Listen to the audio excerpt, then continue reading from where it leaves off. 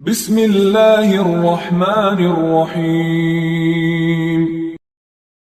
ابن شہاب زہری نے بیان کیا، ان سے عبید اللہ بن عبداللہ بن عتبہ نے بیان کیا، ان سے عبداللہ بن عباس رضی اللہ عنہ نے، آپ نے فرمایا کہ میں ایک گدھی پر سوار ہو کر آیا، ابھی میں جوانی کے قریب تھا لیکن بالغ نہ تھا، اور حضرت صلی اللہ علیہ وسلم مینا میں لوگوں کو نماز پڑھا رہے تھے۔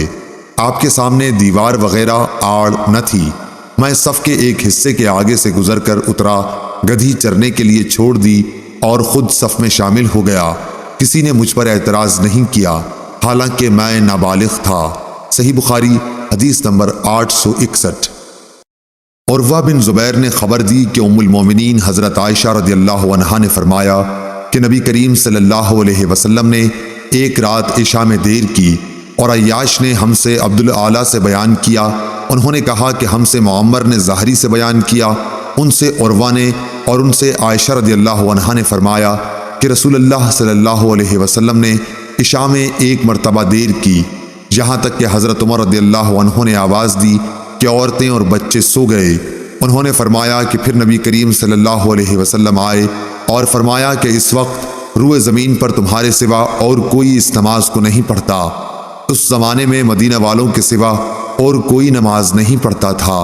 صحیح بخاری حدیث نمبر 862۔ عبد الرحمن بن عابس نے بیان کیا، کہا کہ میں نے ابن عباس رضی اللہ عنہ سے سنا، اور ان سے ایک شخص نے یہ پوچھا تھا کہ کیا تم نے عورتوں کا نکلنا عید کے دن حضرت صلی اللہ علیہ وسلم کے ساتھ دیکھا ہے؟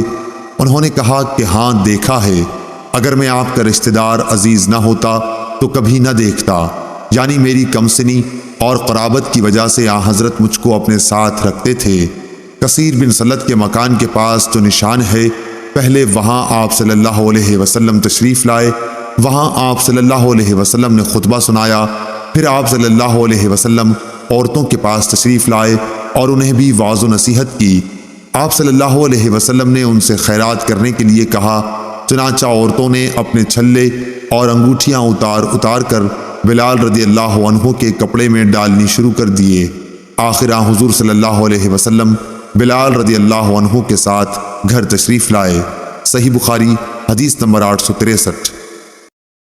شعیب نے زہری سے خبر دی، انہوں نے کہا کہ مجھے عروہ بن زبیر نے عائشہ رضی اللہ عنہا سے بیان کیا، آپ رضی اللہ عنہا نے فرمایا کہ رسول اللہ صلی اللہ علیہ وسلم نے ایک مرتبہ عشاء کی نماز میں اتنی دیر کی کہ عمر رضی اللہ عنہ کو کہنا پڑا کہ عورتیں اور بچے سو گئے۔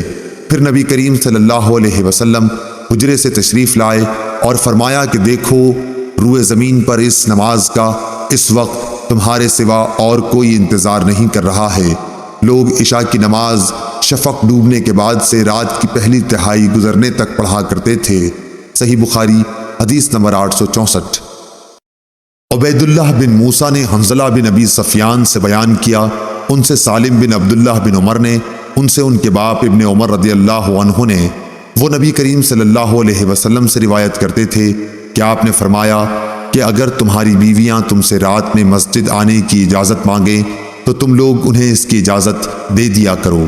عبید اللہ کے ساتھ اس حدیث کو شعبہ نے بھی اعمش سے روایت کیا، انہوں نے مجاہد سے، انہوں نے ابن عمر رضی اللہ عنہ سے، اور انہوں نے نبی کریم صلی اللہ علیہ وسلم سے۔ صحیح بخاری حدیث نمبر 865۔ عثمان بن عمر نے کہا کہ ہمیں یونس بن یزید نے زہری سے خبر دی، انہوں نے کہا کہ مجھے ہند بنت حارث نے خبر دی کہ نبی کریم صلی اللہ علیہ وسلم کی زوجہ مطہرہ ام سلمہ رضی اللہ عنہا نے انہیں خبر دی کہ رسول اللہ صلی اللہ علیہ وسلم کے زمانے میں عورتیں فرض نماز سے سلام پھیرنے کے فوراً بعد باہر آنے کے لیے اٹھ جاتی تھیں۔ رسول اللہ صلی اللہ علیہ وسلم اور مرد نماز کے بعد اپنی جگہ بیٹھے رہتے جب تک اللہ کو منظور ہوتا، پھر جب رسول اللہ صلی اللہ علیہ وسلم اٹھتے تو دوسرے مرد بھی کھڑے ہو جاتے۔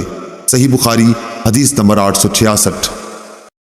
عبداللہ بن یوسف تنیسی نے بیان کیا، انہیں امام مالک رحمۃ اللہ علیہ نے یحییٰ بن سعید انصاری سے خبر دی، انہیں عمرہ بنت عبد الرحمن نے، ان سے حضرت عائشہ رضی اللہ عنہا نے فرمایا کہ رسول اللہ صلی اللہ علیہ وسلم صبح کی نماز پڑھ لیتے، پھر عورتیں چادریں لپیٹ کر اپنے گھروں کو واپس ہو جاتی تھیں، اندھیرے سے ان کی پہچان نہ ہو سکتی۔ صحیح بخاری حدیث نمبر 867۔